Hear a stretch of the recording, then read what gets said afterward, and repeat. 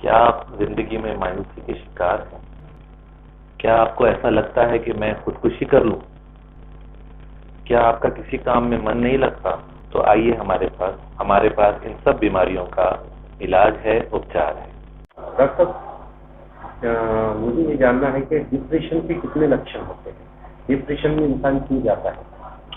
اعوذ باللہ من الشیطان الرجیم، بسم اللہ الرحمن الرحیم۔ میں ڈاکٹر فیصل خلجی، میں ماہر نفسیات ہوں، سائیکیٹرسٹ۔ ہیپی فیملی ہاسپٹل آزاد چوک پہ ہمارا دواخانہ ہے، اور یہاں پہ پچھلے 7 سال سے ہم خدمت انجام دے رہے ہیں۔ کل تو ہمارے ہاسپٹل کو چلتے ہوئے 12 سال ہو گئے، اور اس میں ہزاروں مریضوں کی الگ الگ جو سائیکیٹرک پرابلم ہوتی ہیں، نفسیاتی بیماریاں ہوتی ہیں، اس کا علاج ہمارے پاس الحمدللہ ہوا ہے۔ اور ڈپریشن کے تعلق سے جو آپ نے مجھے پوچھا ہے کہ ڈپریشن کی کیا علامات ہوتی ہیں، کون کون سی علامات ہوتی ہیں، تو سب سے پہلے یہ ہے کہ ڈپریشن جو ہے یہ ایک دماغ کا مرض ہے، نفسیاتی مرض ہے، اور جب یہ مرض کسی کو لاحق ہو جاتا ہے تو انسان چاہے نہ چاہے اسے جو ہے مختلف علامات ہونے لگتی ہیں۔ یہ کوئی ایسا نہیں ہے کہ انسان جو اس پر سوچتا رہتا ہے اس کو ڈپریشن ہو جاتا ہے، ایسا نہیں ہے۔ یہ مرض ہے جو ہر ایک کسی کو بھی ہو سکتا ہے۔ آج کے زمانے کے اندر تقریباً 10% لوگ ہیں جن کو یہ ڈپریشن کا مرض لائف میں کبھی نہ کبھی ہوتا ہے۔ اور عام اس کی علامات جو 2 ہیں مین، وہ ایک ہے کہ بہت زیادہ اداس کرنا، اور ایک دوسری علامات ہے کہ کسی چیز میں جو ہے انٹرسٹ یا کسی چیز میں دل نہیں لگنا۔ یہ اس کی مین 2 علامات ہیں۔ سر، ایسا بھی تو ہوتا ہے کہ ہم کسی وجہ سے اسٹریس رہے یا ہمارا کوئی نقصان ہو جائے، اس وجہ سے بھی جو ہے تو انسان جو ہے تو اداسی کا شکار ہو جاتا ہے، تو کیا اس اداسی کو بھی ہم جو ہے تو ڈپریشن کا نام دے سکتے ہیں؟ ہاں، یہ بہت اچھا سوال آپ نے پوچھا۔ اصل میں اداسی جو ہے وہ ہر ایک انسان کبھی نہ کبھی زندگی میں، آپ نے جیسا بتایا، کچھ نقصان ہو گیا، کچھ اسٹریس ہو گیا تو محسوس کرتا ہے۔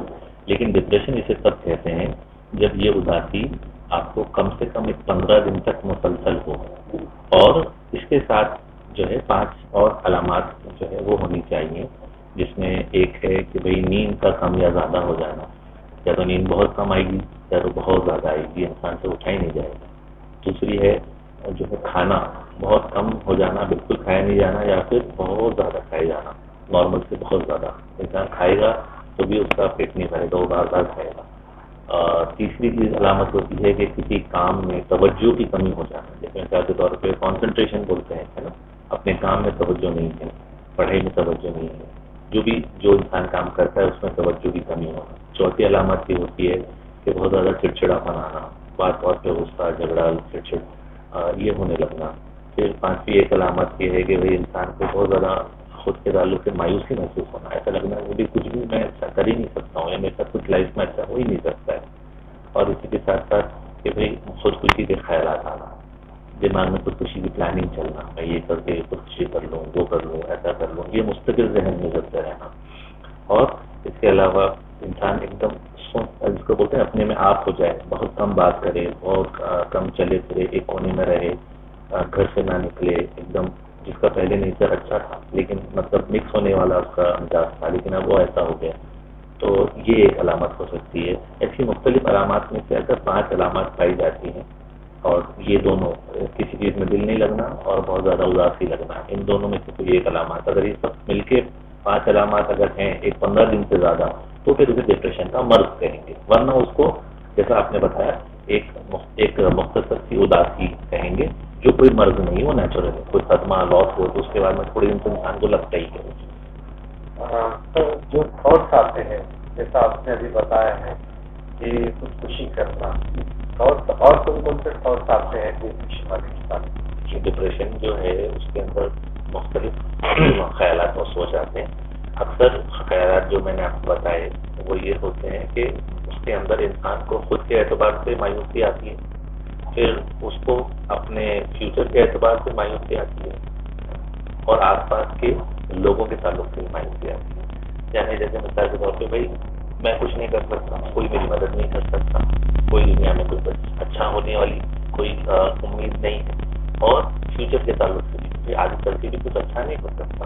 تو اس قسم کے مختلف خیالات ہو سکتے ہیں، جیسے کہ بھائی یہ خیال آنا کہ بھائی میں بہت جو ہے برا انسان ہوں، میں بہت زیادہ گنہگار ہوں، میری تو اللہ تعالیٰ مغفرت نہیں کریں گے، میں تو بہت برا انسان ہوں، خود کے لیے ایسا خیال آنا، یا یہ کہ میں کسی لائق نہیں ہوں، میں کوئی کام نہیں کر سکتا، میں بالکل فیلئر ہوں، اس قسم کی سوچ آنا. اور پھر ایسے ہی وہی لوگ بھی کیا ہے، کوئی بھی میری مدد نہیں کر رہا، کوئی بھی میرا ساتھ نہیں دے رہا، سب نے مجھے اکیلا چھوڑ دیا، سب لوگ مطلبی، سب نے میرے کو جو ہے آج تک کسی نے کچھ میری مدد ہی نہیں کی، اس لیے میں ایسا ہوں. تو لوگوں کے تعلق سے، ماحول کے تعلق سے مایوس، اور مستقبل بھی کچھ بھی کر لو کچھ فائدہ ہی نہیں ہے، ایسے ہی ہونے والا ہے، سب برا ہی ہونے والا ہے. دیکھو سب برا ہو رہا ہے، اب آگے بھی سب برا ہی ہونے والا ہے، اپنی لائف میں کچھ اچھا ہو ہی نہیں سکتا. اس قسم کی جو ہے منفی سوچ جو ہے ڈپریشن میں موٹی جو ہے میں نے آپ کو بتا دی. پھر وہ ہر ایک اس کی تفصیل میں جائے تو بہت قسم کے خیالات آ سکتے ہیں، پر ان کی مین جو ان کا نچوڑ ہے، جو ان کی تھیم ہے، وہ نیگیٹو ہوتی ہے، وہ ڈپریشن میں خاص طور پر. اب اس کا علاج دیکھیے، اس کا علاج جو ہے وہ 3 قسم کی کیا جاتا ہے. سب سے پہلے جو ماہر نفسیات ہیں، ہمارے جیسے جو نفسیات کے ڈاکٹر ہوتے ہیں، وہ آپ کی یہ ساری تفصیلات پوچھتے ہیں، جیسے میں نے بتایا، اس سے پہلے تشخیص کی جاتی ہے کہ یہ ڈپریشن کا مرض ہے. پھر اس کے بعد میں ان کو کاؤنسلنگ یعنی سموپدیشن کیا جاتا ہے نا، جن کو سمجھایا جاتا ہے کہ بھائی آپ کو یہ سب جو ہو رہا ہے یہ ایک مرض کی وجہ سے ہے. اور اس مرض میں کیا ہوتا ہے، آپ کے دماغ کے اندر جو سیروٹونین ہے، ڈوپامین ہے، نورابینفرین ہے، یہ جو کیمیکلز ہیں جس سے کہ آپ کا دماغ نارمل کام کرتا ہے، مثبت سوچ آتی ہے، طبیعت صحیح رہتی ہے، یہ ساری چیزیں جو ہیں آپ کی یہ کیمیکل کی کمی کی وجہ سے یہ آپ کو بیماری ہو رہی ہے. تو یہ کیمیکل جو آپ کے کم بن رہے ہیں، ان کو بڑھانے کے لیے، ان کو صحیح کرنے کے لیے آپ کو کچھ دواؤں کا استعمال کچھ مدت کے لیے کرنا پڑتا ہے. اگر آپ اتنی دوائیں اتنی مدت تک پابندی سے ڈاکٹر کے مشورے سے لیتے ہیں تو یہ کیمیکل نارمل ہو جاتے ہیں اور آپ کا ڈپریشن ٹھیک ہو جاتا ہے. اور تیسری چیز اس کے اندر آتی ہے وہ ہے کہ آپ کی سوچ کو صحیح کرنا، جس کو ہم بولتے ہیں سائیکو تھراپی یا کاؤنسلنگ. پہلے سائیکو ایجوکیشن تھا، آپ کی بیماری کو آپ کو سمجھانا، اور تیسرا جو ہے آپ کی سوچ کو صحیح کرنا. جیسے ہر انسان میں کچھ پازیٹیو سوچ ہوتی ہے، کچھ نیگیٹو سوچنے کا طریقہ ہوتا ہے. کچھ لوگ ہوتے ہیں نا کہ وہ ایک پرٹیکولر سچویشن میں بہت ٹینشن میں آ جاتے ہیں، لیکن دوسری سچویشن کے اندر بہت ریلیکس ہوتے ہیں. کیوں؟ کیونکہ دوسری سچویشن اگر مصیبت کی بھی ہو تو اس کے اندر کیسے پازیٹیو سوچنا وہ ان کو آتا ہے.